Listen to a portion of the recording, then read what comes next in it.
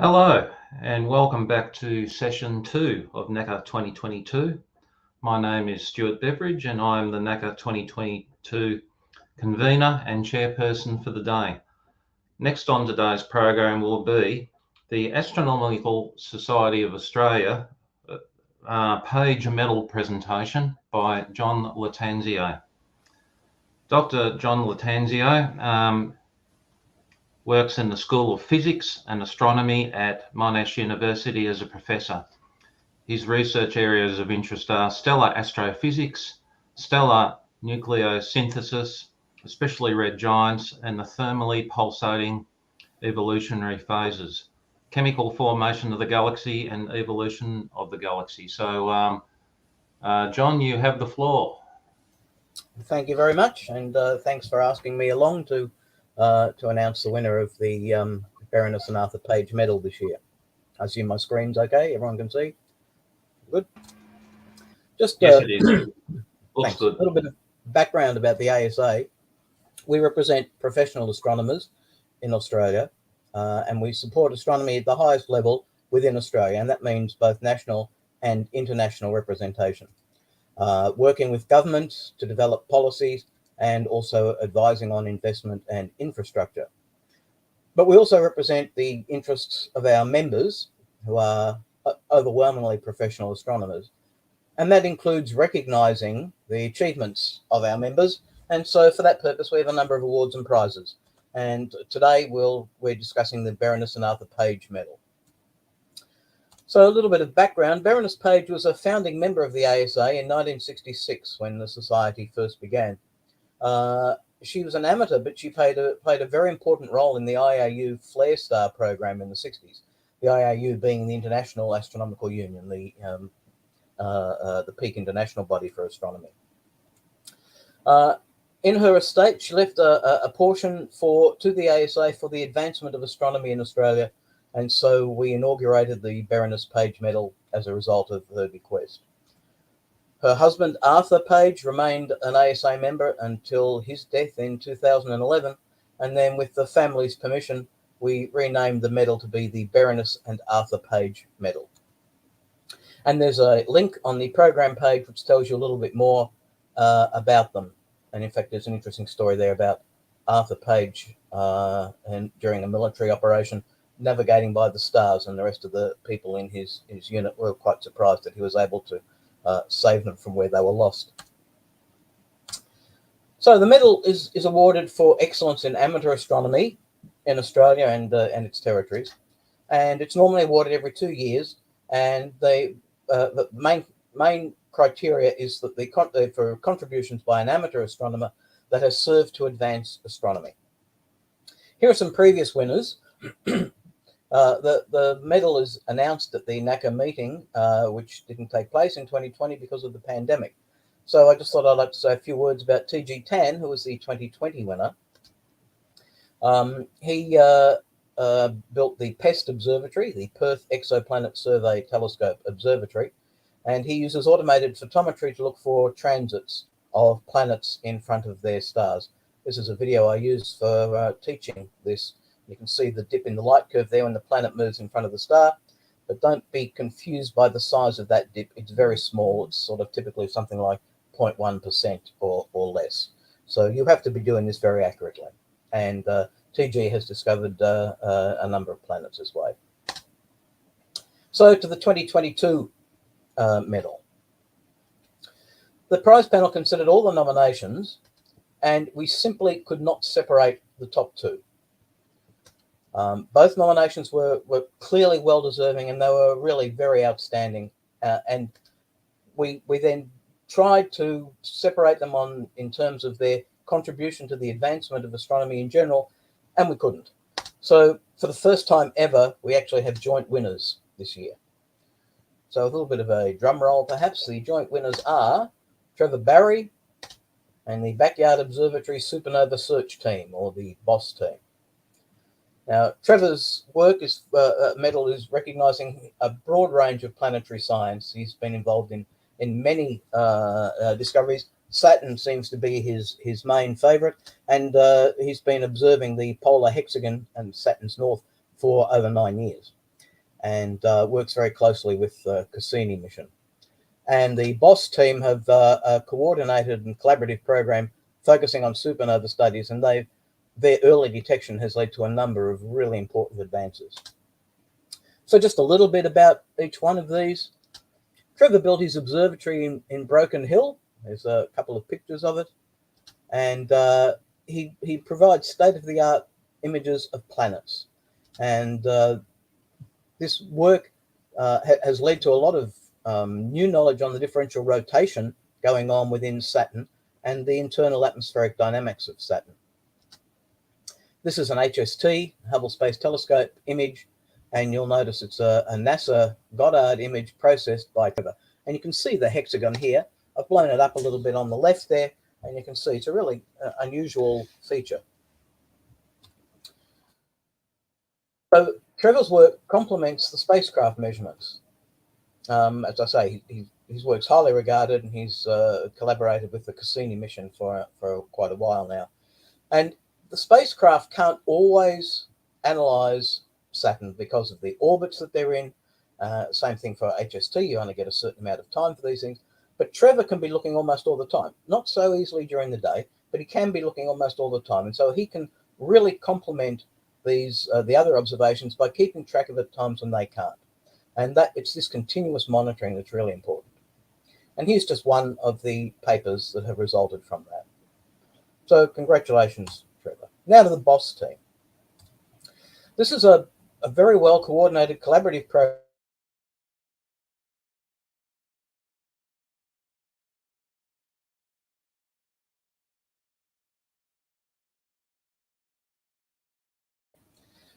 they're able to detect supernova in their very earliest stages, well before professional programs pick them up usually.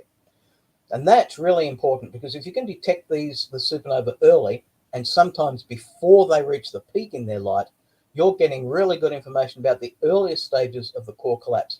And the core collapse is one of the really toughest parts to understand theoretically.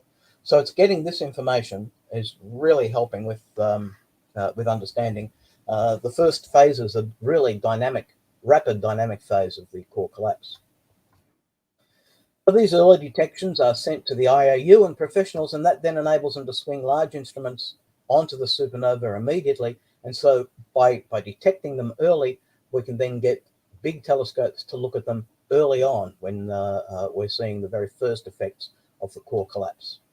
And that can be ground-based as well as satellites, space telescopes.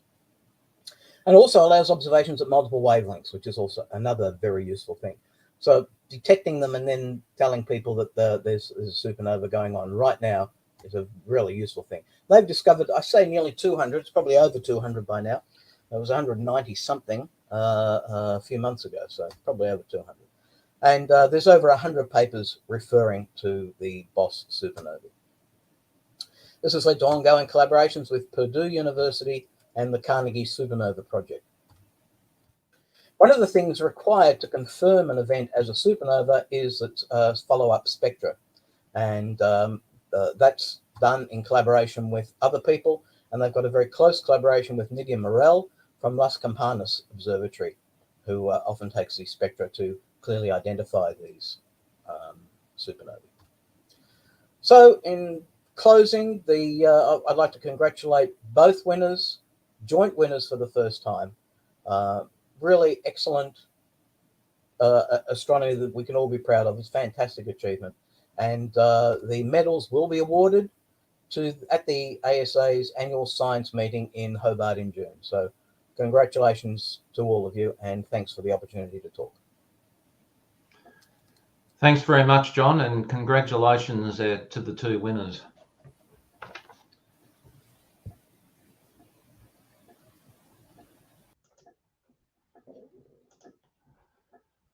Okay, next, our next presentation is being part of TFOP-SG1 by Chris Stockdale. Chris is an IT systems specialist who has been interested in astronomy since the Apollo moon landings. His interest intensified during 1985 to 1986 with the arrival of Halley's Comet and the purchase of what he regarded as his first decent telescope, a C8, in 1985. So welcome to the stream, Chris. Good morning. And I'll hand the floor over to you. Okay, yeah, good morning. Yeah, thanks. Yeah, NASA's Transiting Exoplanet Survey Satellite, or TESS, was launched in 2018, and to date has catalogued over 5,400 new planet candidates. In a huge international effort, over 560 members of the TESS Follow-up Observing Program, science groups, image, process, and report their findings. The primary goal of TESS is to discover planets smaller than Neptune that transit stars that are bright enough to enable follow-up spectroscopic observations that can provide planet masses and atmospheric compositions. The TESS mission searches for planets via the transit method, the same method that was used by the Kepler mission. The transit method involves monitoring the brightness of many stars to look for periodic dips in their light curves, potentially revealing planets that are regularly blocking some of the star's light. This diagram shows how the brightness of a star appears to dim a little as a planet crosses between us and the star. So just see the planet orbiting the star around this way, and as it crosses on to cover a bit of the actual star itself, it dims down and then brightens again afterwards. And these dips, as previously said, actually are quite small. And transit photometry allows a very precise measure of the planet's orbital period. The depth of the dip can actually reveal the planet's size compared to that of the star size, and the width reveals the duration of the transit. The primary science goals of the TESS mission are to search over 200,000 of the brightest stars in the solar neighbourhood to discover orbiting planets with periods of less than 10 days and less than 10.5 Earth radii in size, and to discover planets of at least 2.5 Earth radii distributed across the celestial sphere. Also, to search for transiting planets with periods of up to 120 days among the around 10,000 stars in regions surrounding the ecliptic poles, and to determine the masses for at least 50 planets that are less than 4 Earth radii in size. TESS is surveying stars with spectral types ranging from F5 to M5 to search for transiting exoplanets. Follow-up observations are done by ground-based and space-based telescope, including NASA's James Webb Space Telescope. Many professional and amateur observatories are contributing to the ground-based follow-up program. The LCO network of 2, 1 and 0.4 metre telescopes is heavily utilised, including the Sighting String Observatory 1 metre. Another facility in Australia undertaking observations is the University of Southern Queensland Minerva Australis, located on Mount Kemp. Worldwide, amateurs are also participating. Here in Australia, TG10 in Perth, along with myself in Gippsland, Victoria, undertake regular follow-up. Many other resources are utilised, whether that be for follow-up observations, high-resolution imaging, searching for other stars that are very close to the target, or undertaking radial velocity measurements to detect small line-of-sight changes in the velocity of the star. TESS's legacy will be a catalogue of the nearest and brightest main sequence stars hosting exoplanets. TESS has 4 cameras, each are 16.8 megapixels and cover 24 degrees by 24 degrees. With the 4 cameras, the sky coverage for one full frame is therefore 24 by 96 degrees. Each pixel covers 21 seconds by 21 seconds, resulting in the light of many stars falling on every pixel. So you have degrees, minutes and seconds. So each second is quite a small area, but this is actually quite a large pixel. This has the impact on the analysis of the data, requiring stars within 2.5 arc minutes of the target to be checked After launch, the spacecraft did 3.5 orbits of the Earth, shown here in green, and then a slingshot assist past the Moon that resulted in the orbit shown here in blue. This is a stable orbit and has a period of 13.65 days and is in a 2-to-1 resonance with the Moon. This is the first spacecraft to be placed in such an orbit, and this approach is now being considered for future space observatories. When TESS is near the Earth at perigee, images are downloaded from the satellite at a speed of 1 gigabit per second. So in this part of the orbit, the images are downloaded. That way they can get nice high-speed downloads. The map on the left shows an overlay of the TESS camera images, green, blue, purple, and red, for each of the 4 cameras. Kepler images are shown there in grey, and this gap in the northern hemisphere is caused by avoidance of interference from the Earth and the Moon. The image at the right shows the continuous viewing zone in red, centered on JWST's continuous viewing zone, which is just that small area in the center there. TESS originally took full frame images every 30 minutes. This has since been shortened to 10 minutes with the extended mission. Additionally, smaller postage stamp images of 15,000 pre-selected stars are taken every 2 minutes. And for astroseismology investigations, 100 postage stamps will be saved every 20 seconds. Once the images are downloaded, they are processed through various analysis pipelines, and the images and data publicly released approximately 4 weeks later. Science Group 1 provides follow-up observations to supplement those from TESS in an effort to answer some fundamental questions. Now, is the transit the TESS saw, is it real or is it a false positive? Is the predicted timing correct? What is the depth of the transit, and is it consistent across various colours of light, so on the blue through to infrared? Is the transit too deep, or does its depth vary depending on the filter used, in which case it would be probably an eclipsing binary? Is the dip seen by TESS potentially caused by another star within 2.5 minutes of the target? In this case, it's also probably an eclipsing binary. However, it may potentially be a planet if the other star is similar to the target in brightness and size. And also, are there any transit timing variations that are moving the transit times around? Other teams undertake other types of follow-up observation. As an example, SG2 undertakes reconnaissance spectroscopy to determine the star's effective temperature. It's log G and metallicity, as well as composite spectra, looking for blending and background stars. Radial velocity measurements, they're looking for direct evidence of a planet through its shifting the star's surface forward and back as the planet orbits the star. SG3 looks for stellar companions that might be also blended with the target.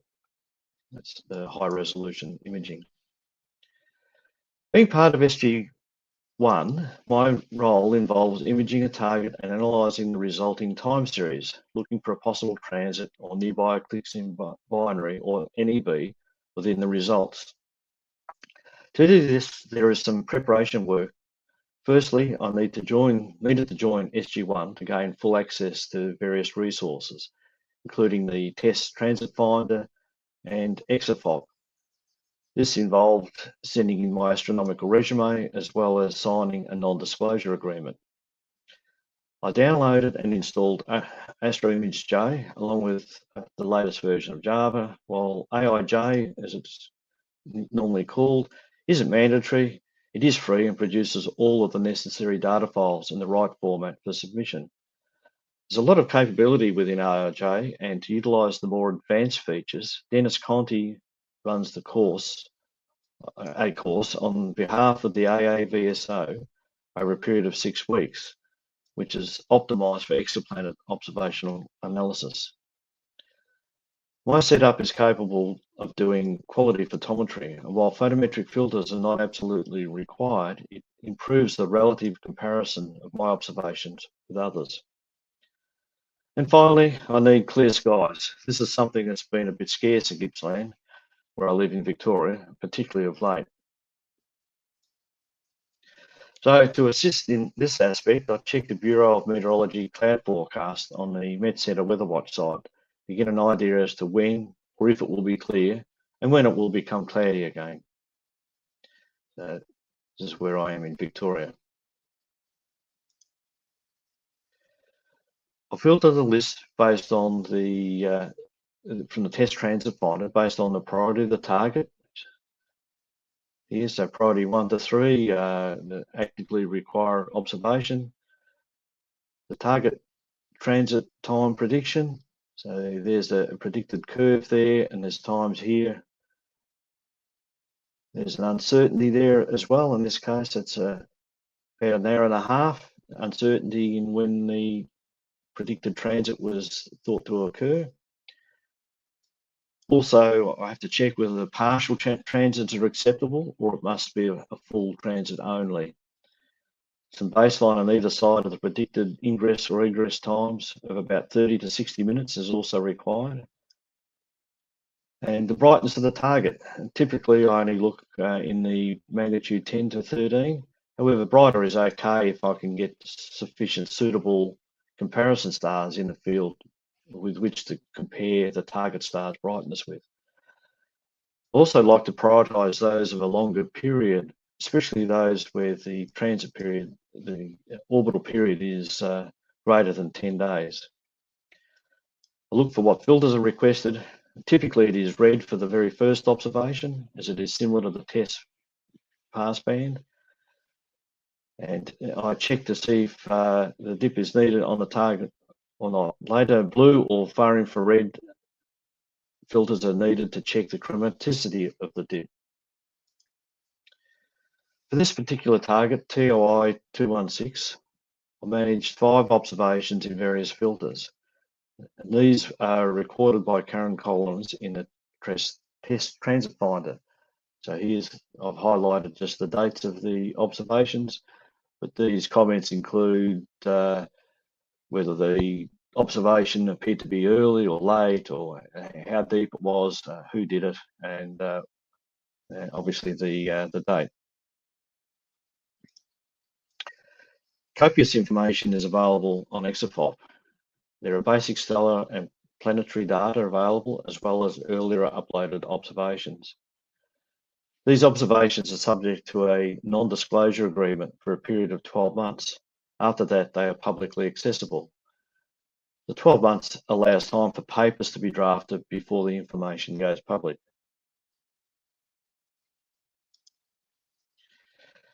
A time series of the images is undertaken over several hours, covering as much of the transit as well as the uncertainty as possible, all the while trying to maintain the star as close as possible on the same pixels. Meridian flips can cause huge shifts in the light curves through interpixel sensitivity variations. While this can be detrended out for a meridian flip, poor guiding will often result in a poor light curve. For full transits, imaging needs to start 30 to 60 minutes prior to the predicted ingress time. This is required to give a good baseline before and after the transit. However, if there is a large uncertainty in the timing of the predicted transit, the start time can be much earlier and the end time much later.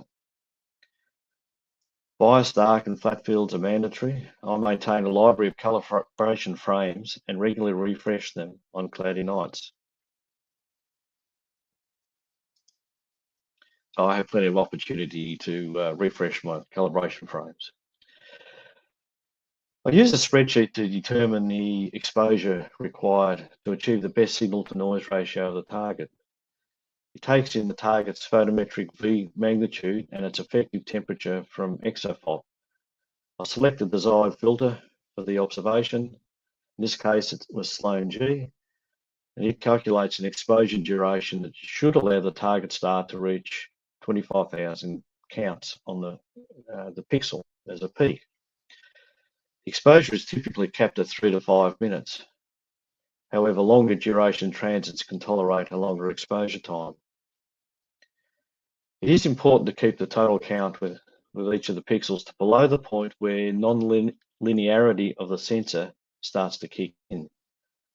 And for the CAF 3200 sensor in my camera, it has a fill wall capacity of 65,000 counts. However, the sensor becomes a little non-linear from about 38,000 counts. And it actually gets a bit worse by the time you're up into the high 40s. But these numbers vary between sensors. For the analysis, I follow the TFOP-SG1 analysis guide. This guide specifies how some of the analysis should be undertaken when using AIJ. While you can use other packages, the same principles are to be applied. And the basic steps are to load up the images, select comparison stars that are 50 to 200% of the target brightness, but taking care not to have them become non-linear if the stars are too bright. Include the stars within 2.5 minutes of the target, and the file with these stars can be downloaded from the TESS Transit Finder. I'll produce the light curve, make sure all times are in BJD TBD. I optimize the comparison star selection, as some may be noisy or even variable. I remove outliers. These can be caused by cosmic ray hits, satellites, cloud. I fit the transit. I check the stars within 2.5 minutes for signs of a possible cause, and observed the strict file naming convention that's required in terms of the format of the name. When that's all finished and it looks okay, I upload the files to ExoFOP and report the results to Karen Collins. The image stack is loaded into AIJ and the comparison stars selected, as well as the stars within 2.5 minutes. With version 5 of AIJ, this has mostly been automated, though occasionally a manual selection process is still required. So you can see here a full frame view of my target, and I've got 2 comparison stars up here, and these other ones I thought might be useful as comparisons. However, they turned out to be a bit noisy for one reason or another and were excluded.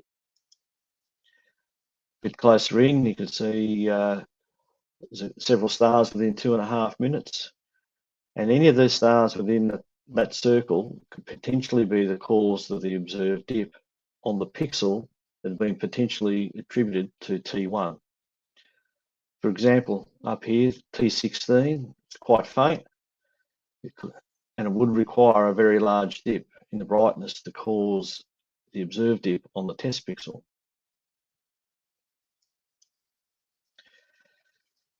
This graph is output by AIJ, and it shows the dip in the light from the target of interest, or TOI 216. The blue curve is from T1, while the red curve is a detrended version. And it's been detrended for change in air mass as the observations went on, and also for a meridian flip around about this time. The dots below these are from selected comparison stars, and the other curves down here are the XY pixel location of T1, air mass, and the width of T1. That's in pixels. It is clear that this observation missed the predicted ingress time. However, the transit occurred later than predicted. So predicted ingress time is over here, predicted egress time is over here. You can see the egress was actually quite a lot later. Other sources of information are available to help with the analysis, and this includes the planetary parameters used to potentially explain the observed dip in the TESS light curve. So here we've got the TEF, the metallicity, log G, and for each planet that they believe is in the system. There are the other parameters here. So there's the orbital period, impact parameter, the planet radius, eccentricity, and some of those can be used in the detrending work. This snip shows the detrending parameters that I used. So there was some metallicity parameters in here, but the main one was air mass, and it automatically, AIJ automatically calculated this. And there's my meridian flip to offset the curve to line both sides of the meridian flip up together. To check the stars within 2.5 minutes, an add-in for AIJ can be run to analyse and produce a number of light curves for all of these nearby stars. About the only thing I need to change there is the expected depth of the transit. And it produces a report, and in this case you can see that C2 was actually not cleared, but all the other nearby stars were cleared or likely cleared, and that's based on the actual RMS of the light curve. But if we look at the chart that was produced by that analysis, this is C2. This isn't real. It's likely that's associated with air mass. It's not detrended. This is actually not a detrended curve, but for the most part, that's relatively flat.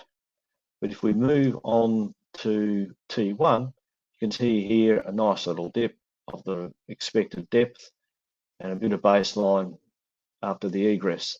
You can see this curve here is rising a bit, and that's associated with air mass and was detrended out on the earlier graph. From this information, write up a report and send it through to Karen Collins and upload the data to ExoFOP. And these just my files and the date of submission. If the observations were used and contributed to the paper, they may be published. So in this case, it was published, precise transit and radial velocity characterization of a resonant pair, a warm Jupiter, TOI 216C, and a centric warm Neptune, TOI 216B.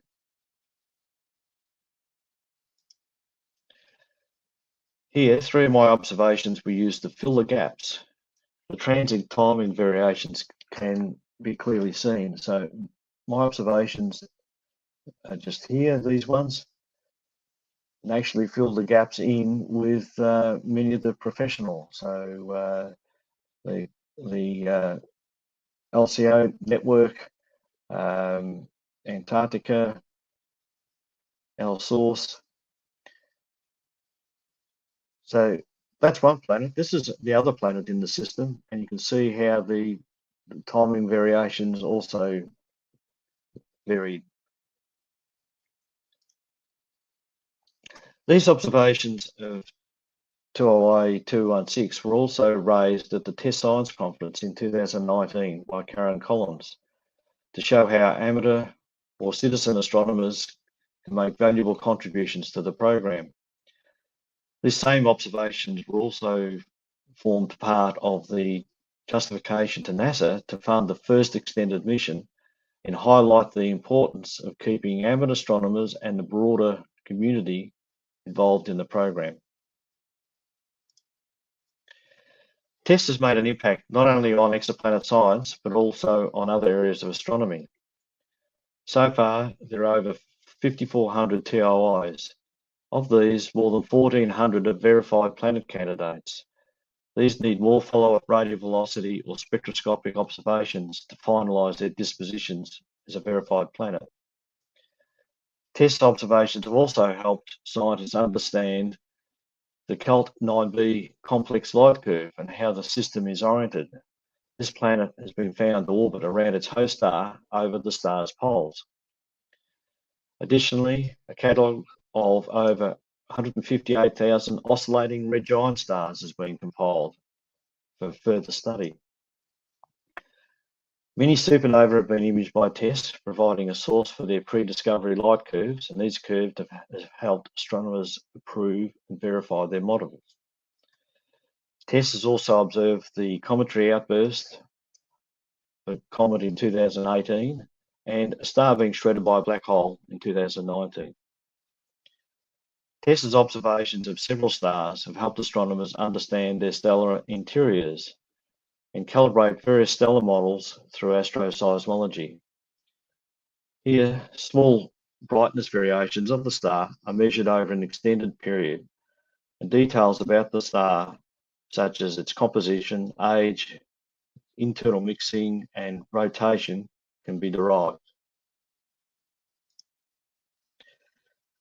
Just as a bit more of an example, many supernovae have been imaged by TESS, providing a source for their pre-discovery light curves. For these type 1a supernova, the red lines here mark the time of discovery. These curves have helped scientists improve and verify their models. These ones here show the predicted light curve and the TESS observations. So the red line is the predicted, and the other dark black line is the actual observation from TESS. So not only does participating in a professional program contribute to the body of scientific knowledge, it is interesting to see firsthand the rigour and methodical approach that professionals must utilise to be able to be published in peer-reviewed journals. As well as analysing my own observations, I now regularly analyse the observations that are made by the LCO network as part of the follow-up program.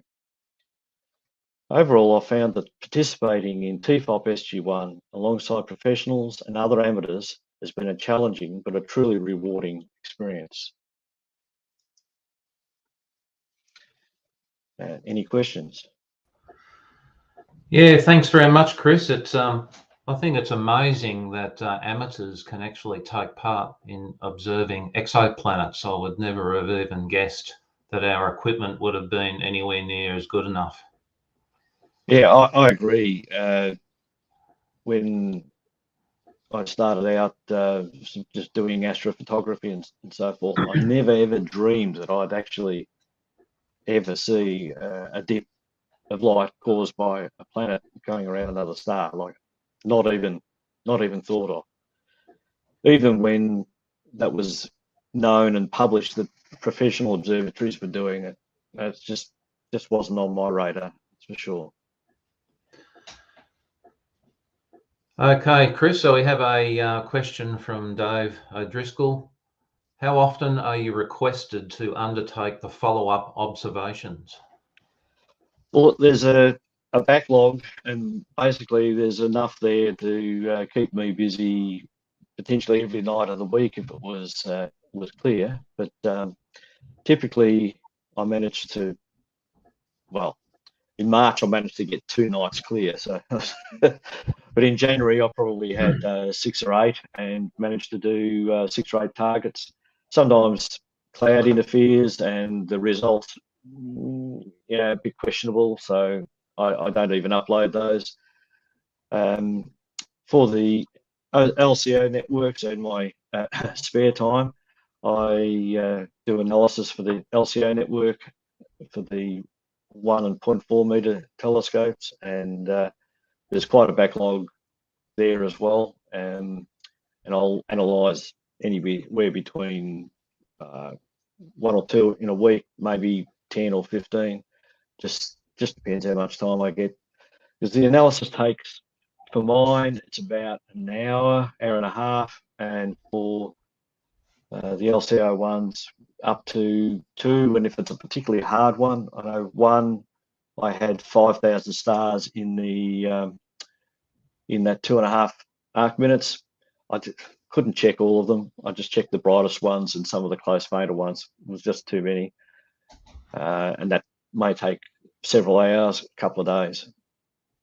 And just before we move on to the next question, what equipment are you using again? David O'Driscoll missed the beginning. My equipment, I've got a Sirius dome. It's fully automated. An astrophysics 1200 mount with a plane wave 12.5-inch CDK, and the camera is an SVIG SDT 3200. So that's sort of run-of-the-mill equipment. It's sort of high end for amateur, but it's also not at the top end. That sounds very impressive. Another question here from Jackie Milner. If somebody isn't involved in a research program like this, how do you hear about them? Do you have to be part of another group first, like variable stars or occultations?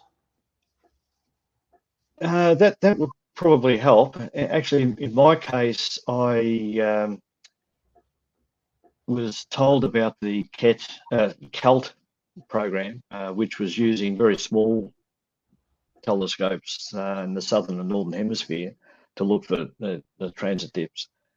And I heard that through Rod Stubbings, actually. They invited Rod, and of course, Rod is 100% visual, so not quite the right name. He thought I might be interested, and approached them and was accepted.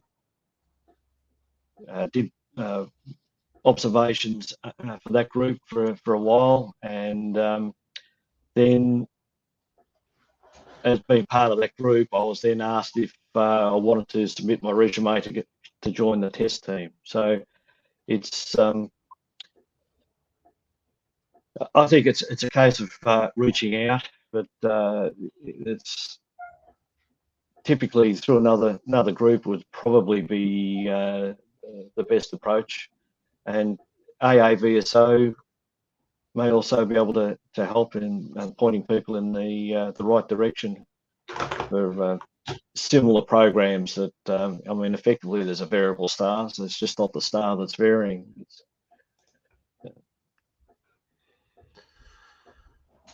All right, Chris, well, I think that's about it for the questions. So thanks very much for putting the presentation together today. It's been excellent work, and we'll now move on to the next one. Yeah, thank you. Yeah. Okay. Our next presentation is The Search for Red Nova Progenitors by Serge Wadwa. I'm sure I pronounced that wrong, so apologies. No, that's actually quite good, actually, mate. Serge is a long-time amateur astronomer. His previous presentation on a similar topic in 2008 was awarded the Astral Award. He has published numerous papers on the analysis of compact binary light curves in professional journals, and is currently enrolled in a Doctor of Philosophy Astronomy at the University of Western Sydney. So welcome, Serge. Thanks, Stuart. Well, everybody, essentially, this is not going to be a story of how to do things, but more of a story of how an amateur with little to no background in physics or astronomy or mathematics ended up being a PhD candidate in for especially an astrophysics course. Now, essentially my topic for my PhD is to search for red nova progenitors. It's a work in progress, obviously, but I will let you know how it all began. Oops. Okay. As mentioned already, I presented a talk and a workshop on light curve analysis of contact binary stars, essentially from data mining survey data at the time. And that was progressing quite well. And I had an idea at that time, which I sort of floated, of mating ground-based dedicated observations with survey data to show that survey photometry was a viable option in light curve analysis. Unfortunately, later in 2008, life events took over, and all my hobbies were essentially put on the back burner. And believe it or not, I essentially did very little astronomy for a number of years.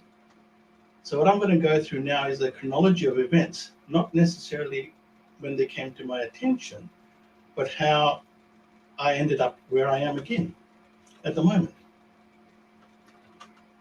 Okay, in September 2008, there was a nova Scorpio 2008, discovered by some amateur Japanese people. And this is the light curve from the AAVSO of this nova. Discovery magnitude was about 9.5. It rose to about 7.5 before fading over the next month, which is not atypical for a nova. An early spectrum showed smooth continuum with some absorption lines and strong Balmer emission lines, which essentially indicated that it was a classical nova. And essentially, nobody took any further notice of it, given the fact that we see enough novas that nobody wanted to bother about it. But there was something in this light curve which did get noticed, thankfully, and that's this bit here. There were few observations done in the infrared and to a lesser extent the red part of the spectrum. As you can see, this thing actually did not fade in the infrared. It remained quite bright, which is very atypical for a nova. Now, the early analysis of this nova appeared in 2010, essentially titled Peculiar Nova, a candidate for a twin of another different system. Now, because I was in hiatus, I wasn't doing much, this paper didn't come to my attention until about 2012. Essentially, what this paper said was that the early evolution of the nova was characterized by significant changes in the spectrum. It peaked in the near infrared and infrared, but had nothing in the blues continuum, which is very typical for a classical nova. So this was not a classical nova. They also found on plates from 1958 the progenitor of this system, and this was the progenitor was about 19th magnitude. And as you would recall, this thing became bright at about 7.5 magnitude. So it had an amplitude of about 12 magnitudes. Now, that's too high for a typical nova, but it's too small for a typical supernova. So it's an in-between object, or in-between transient, as we like to call it. But they essentially concluded that this thing had very similar characteristics to two other systems, a nova in Monoceros in 2002, and a less observed nova in Sagittarius in 1994, and also a transient in M31 or the Andromeda Galaxy in 1988. And essentially they said that all of these objects evolved over a short period of time into M and K type giant stars.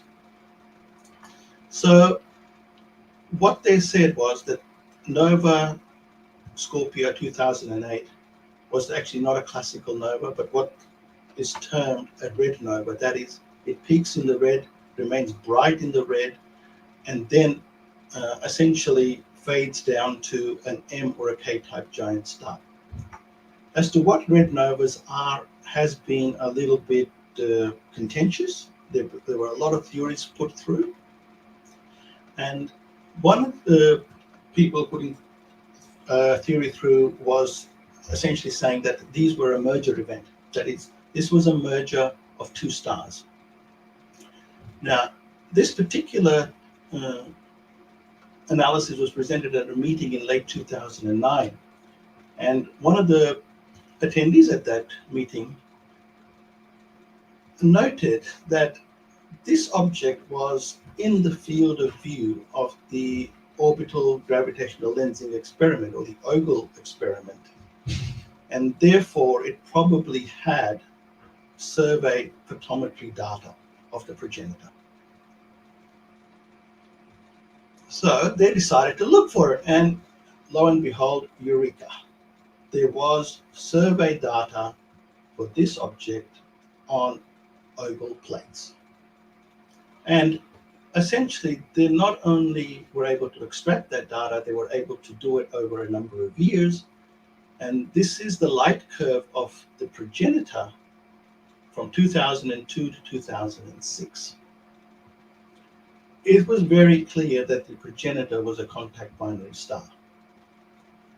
Not only that, they were able to show that the period declined exponentially as time went on. And they also showed that the spectrum changed from an F9 spectrum, which is a whitish star, all the way down to an M7, which is a very bright red star. So all of these things essentially culminated in Thailander's group essentially stating that red novas were actually a merger of the components of a contact binary system. Now, I don't know about everyone else here, but this, as I said, as a note here, this paper came to my attention in 2013, 2014. And this essentially rekindled everything from my astronomy point of view. Essentially, for me, the question was very, very simple. Can we identify progenitors before the merger event? And also around about the same time, 2014 onwards, number of sky surveys was just exploding. And now currently the variable star index essentially has 500,000 contact binary systems catalogued. Now surely some of these guys are going to be pre-merger candidates. And the question that came to me was, is it possible to identify? I knew how to look at the light curves and how to analyze light curve of contact binaries, and I had done it for a number of years. But essentially the question was, can we get enough information out of a light curve to predict whether a system is likely to be a progenitor or is likely to go red nova? Okay, now, for those who don't know, but an analysis of a contact binary light curve can yield information on the masses of the components, including a mass ratio, that is the ratio between the components. It can yield information about the radii, it can yield information about luminosities, it can yield information about area changes, and quite a few other things. So the question was, can we determine orbital stability from what we can derive from a light curve? So essentially this led to a self-study program where I tried to look at the orbital stability in contact binary stars through essentially textbooks and old papers. As one would expect, this was not an original thought. In fact, the orbital stability of contact binary stars had been explored almost since the characterization of contact binary stars from the 1910s. But there was one surprising thing. The work had not actually progressed that far, which absolutely surprised me, but that was the case. And the reason for that was that there were some sticking points. Now, essentially, first the stalling of the system occurred in about 1995, where Lattanzio took a very simplified approach to doing orbital stability. He essentially took away the secondary component or its effect on orbital stability altogether. He ignored it completely. Then he ignored spin and rotation. And then he ignored the degree of contact. So he essentially simplified the thing to everything to do with the primary component of the system. And he came up with this equation that if you solve the Q in this case is the mass ratio, that is M2, or the mass of the secondary divided by the mass of the primary. He essentially said that if you know K1, which is a dimensionless gyration radius of the primary, now K1 cannot be determined, cannot be observed, it has to be modeled. He essentially said if you knew K1, you could work out the mass ratio at which the contact binary system will go into instability. Fair enough. I mean, that made sense. He used a fixed value of K1, and he justified that fixed value of K1 because most contact binary stars are low mass, and we do know the approximate K1 for the Sun. So he said, well, most of the others will be the same, and therefore he used the value of K1 for the Sun and derived the minimum mass ratio of 0.09. And he essentially said that if you find a system with a Q near 0.09, that is likely to be a system that is going to go into orbital instability. Unfortunately, as time went on, many systems with Q well below 0.09 were being detected. So they obviously were not becoming unstable. And then a fellow in 2009, Arvitina from Serbia, did his PhD, and he took into account the secondary. He took into account rotation and spin, and he took into account contact. Although the effect of the secondary was limited, it wasn't complete. And he did a lot of maths, all this, completely over my head. Absolutely over my head. Couldn't get my head around it in any way, shape, or form. I have very little to no background in mathematics, and this guy is using tensor calculus. Had absolutely no idea what he was doing. But the upshot was that he reduced the minimum value of Q to 0.07. He still used a fixed value of K1. Now, essentially, I got stuck at that point as well. I said, well, there are, I did some light curve modeling. I already had found a couple of systems with values below 0.07 already, so this wasn't looking very good for me. Then my eureka moment comes in about 2017, 2018. Now, this is a paper titled Combined Effects of Tidal and Rotational Distortion on the Equilibrium Configuration of Low Mass Pre-Main Sequence Stars. Absolutely nothing to do with contact binary stars. And as I state here, I have no idea why it showed up on my searches, and I have no idea why I even opened it. But it was bleedingly obvious from the paper, or a byproduct of the paper, that Natalia Lanton had actually modeled the gyration radiation or radii of ZAM stars from 0.4 mass solar mass to 3.4 solar mass. And if you graphed that up to 1.4 solar masses, you found that the gyration radius is not the same. You cannot use a global one-size-fit value of K for all contact binary stars. There is no such thing as a global minimum mass ratio. So essentially what I wanted to do now, I took, because I didn't understand Arvitina's mathematics, I admit that quite clearly. I took this equation, but I varied the value of K1 depending on this.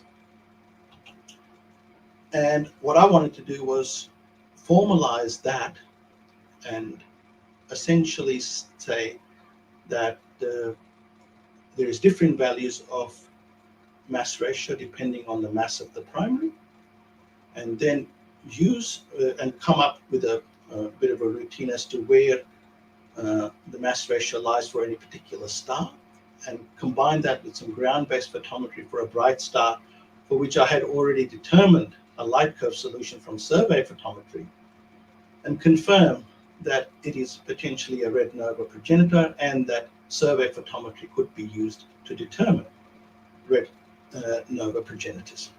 And this was about mid-2018. So I felt this was sufficiently good enough for a master's. I really did. So I pitched the above as a possible Master of Science project to every astronomy department in Australia. Didn't get a single reply. No reply, not let alone encouragement. Nobody bothered to reply, period. In September 2018, I rang the astronomy departments in Sydney, that is Macquarie, Sydney University, New South Wales University, and Western Sydney University. Miroslav Filipovic from Western Sydney University agreed to meet, but after the semester. So that's fair enough. I mean, exams were coming up. So in November 2018, I met with Miroslav at Western Sydney University. He had a look at the project, but he thought it was sufficient that it would be awarded a master's. But he admitted there was no in-house experts to properly assess the merits of the project. He wanted an external review of the project from a colleague who previously worked in the field. I said, that's fair enough. He sent my referral to his colleague and he CC'd me a copy, who was the head of the Department of Mathematics and Astronomy at Belgrade, Juan Bojan Argentina. If you remember, this is the guy who did his PhD on the subject, and I had no understanding of his mathematics. So as far as I was concerned, my project was dead in the water before it even got to first base. Because, I mean, this guy was going to be very critical in reviewing the project. But I was surprised at the response. Bojan's response concept was that he loved it. And he said it must be done. No questions about it. It has to be done. But for completeness, he said you've got to include the work of the effects of the secondary, rotation, degree of contact and everything, which I have to agree with. And my response was to admit to him that I'm an amateur with no background in mathematics and I don't understand the maths. And his response was, give me 3 or 4 months and I will teach you. This is a guy in Belgrade sitting there and said, I'll teach you. So I enrolled in a Master of Science in April 2019. Now, I'm not going to go through all the mathematics and everything. I was going to use the 0.6 scope at Western Sydney University that essentially had been mothballed. Now, but while we were getting the observatory up to a usable status, Bojan started teaching me the orbital stability of contact binary stars and the calculus involved. I will admit to you that the tensor calculus remains beyond my ability still. So we compromised on a slightly lower level of accuracy. And we came up with this equation. Now, this is Rosier's equation that I originally wanted to do. This is the equation that takes into account the primary and the secondary, that's K1 and K2. It takes into account the fill out or the degree of contact, that's F. And it takes into account the rotation, which is P and Q are this and that. So if you put this and that into this equation, it just becomes a hodgepodge, very hard to understand. So we came up with this equation, and if we could solve this equation, we would get the value of Q, or the value of the mass ratio, when a contact binary is likely to be unstable. And we put all the work into it, calculating the instability mass ratio for different for systems with different mass primaries. And believe it or not, when we plotted that, were very good quadratic fits for different levels of fill out. So we came up with two essentially relationship which linked the instability mass ratio to the mass of the primary. So anybody else now who wants to look at instability mass ratio doesn't have to do this. They can just plug it into this and find the instability mass ratio for a system depending on the mass of the primary. So this was a major breakthrough, and we applied this to a system I had already observed from survey ZZ Pisces Austrinus. My initial survey photometry analysis yielded a mass ratio of 0.08. Now, a distance-based estimation of the mass of the primary was 1.21 solar masses, which gave an instability mass ratio range of about 0.073 to 0.082. We did some ground-based photometry. This is just one of the bands, and 3D visualization of it. We came up with a mass ratio of 0.078, bang in the middle of the instability mass ratio. So not only had we shown that our system yielded, we had shown that instability occurs at a particular mass ratio.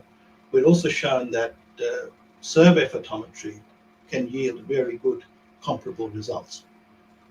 So this thing was published in the monthly notice in 2021.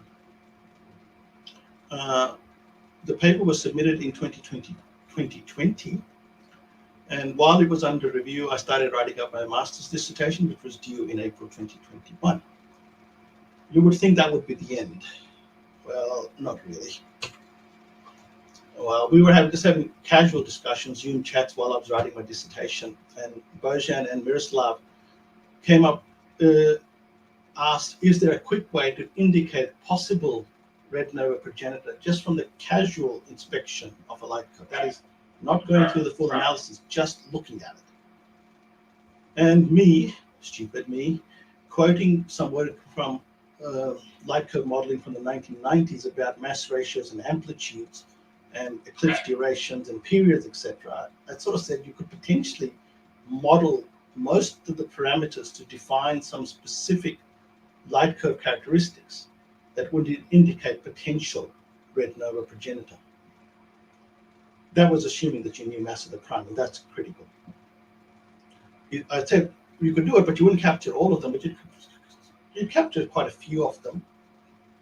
And B, I said you could potentially look at a survey light curve and say, yes, this could be a red nova progenitor. I said, yes, you could do that for bright ones, which don't have much scatter from on the survey light curve. And Miroslav said, well, why don't you go ahead and do it?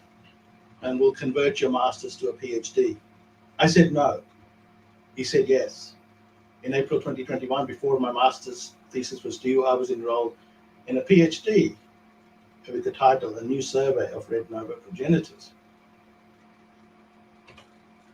And first part of that was to show that survey photometry data will yield acceptable results, although we had done a little bit of it, but we had to do more. And essentially, yes, it does. We've published a couple of papers with respect to that already. This one's in press, this one's appeared.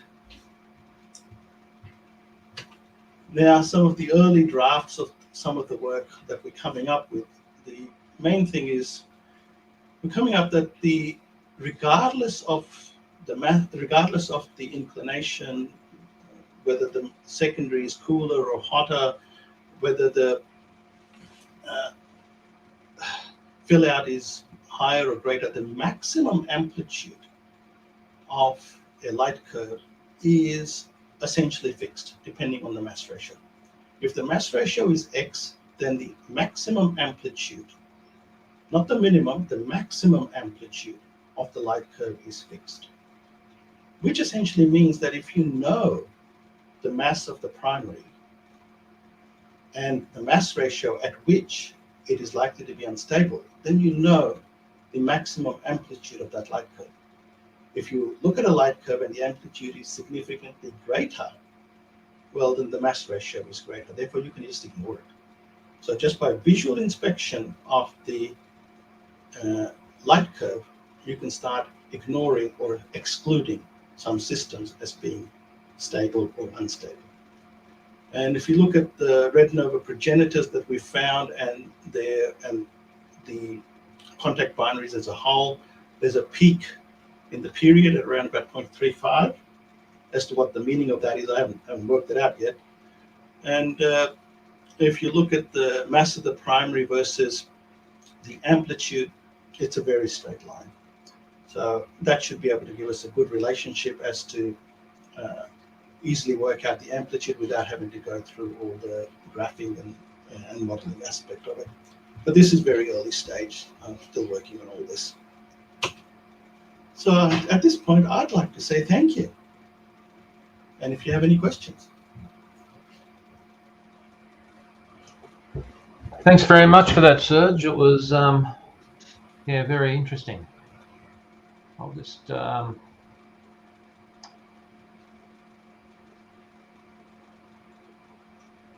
on to some questions. One from Murray Forbes. Landon's K are about 10 times than the 0.07 of the earlier papers. Oh yeah. The value of K when I put 0.06 is actually K squared. Sorry, that's an error from my point of view. That should have been K squared. So the 0.06 is K squared. And then from Roger Groom, any comment on the suitability of CMOS? I haven't kept up with whether people find modern CMOS suitable. Oh yeah, absolutely. They're absolutely fine. As long as the linearity is there, it is not a problem. And I'm concentrating on what you call essentially bright ones, brighter than 13.5 magnitude, which means that they're readily accessible to essentially any system, any amateur astronomer, down to people with 8-inch telescopes. They should be able to do this. And then another one here from Roger. Sorry. Go on. From Lou. Mm-hmm. In one of the references to a nova occurring, the initials for the constellation were RV. Which constellation is this, please? I'm just trying to find where we are. This one, M30. Can you see my screen? This M31 RV88. That's a red nova that occurred in Messier 31, Andromeda Galaxy, rather than a constellation. So that was an extragalactic event. Another one here from Murray Forbes. Have you found any progenitors in your work that have gone bang yet? Well, the whole point is to find progenitors that are before they go bang. So I have a few candidates which I think are very tantalizing as to I mean, they can be in an instability phase for quite a few years, and by quite a few years I mean 50 to 100 years they could be in an instability phase. So there are some that are looking very, very interesting in terms of the degree of contact they have and the period changes that are starting to appear. So that would be once we publish that data, we will be sort of requesting particular interest in, say, 2 or 3 objects which we think are potentially heading towards merger. And then Murray just went on to add, or at least showing the decaying orbit from the OC graph of the periods. That's exactly right. That's we're going to actually nominate some systems which we would like amateurs to follow on a very regular basis to look for changes in period, because this is the sort of decline that we would. This was seen over a period of 6 to 7 years, and that's the sort of thing we want to look at. And there are a few candidates which we feel could be potentially in this ballpark. So we would like amateurs probably, or I mean, I'll include myself as an amateur. I will be monitoring these systems, and one of them is actually quite bright at 9th magnitude. So you could do that with just a camera lens. And then David O'Driscoll, does this work lead to predictions about the likely time of a merger? Not quite. It essentially identifies the systems that are potentially likely to go into orbital instability. Once a system is in unstable orbit, it may not actually end in a merger. It can actually end with just the common envelope ejecting and the two stars separating again, but it can lead to a merger.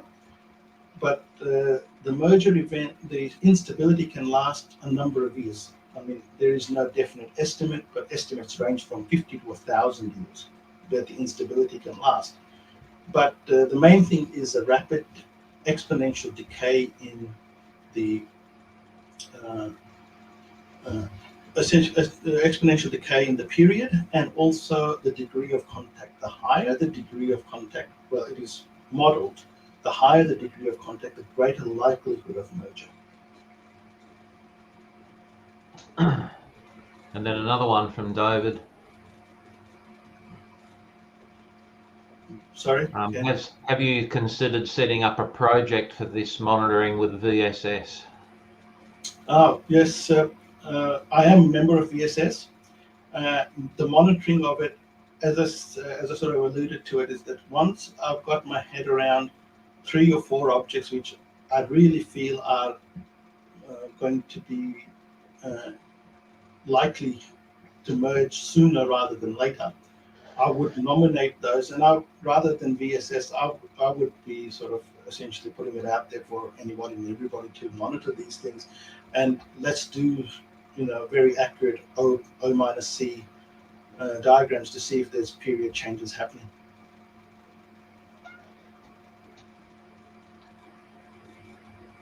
All right.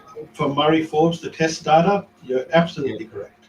Yeah. About TESS data, and yes, most of the analysis that I'm doing for the survey is actually from TESS data rather than ground-based survey data.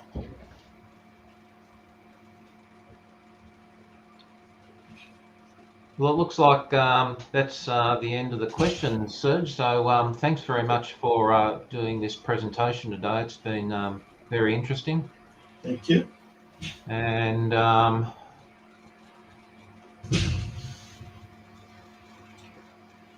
we will start back. This will now conclude session 2, and we'll start session 3 back at about 1:30. So you'll find that link on the NACAA website.